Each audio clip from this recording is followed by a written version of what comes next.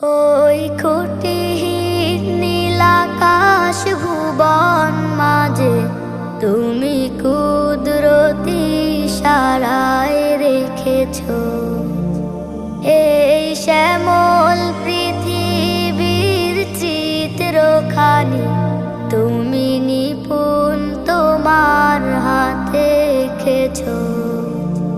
ওগো আল্লাহ, শুকর তোমার আমারে যে মুসলিম করেছ। ওগো আল্লাহ,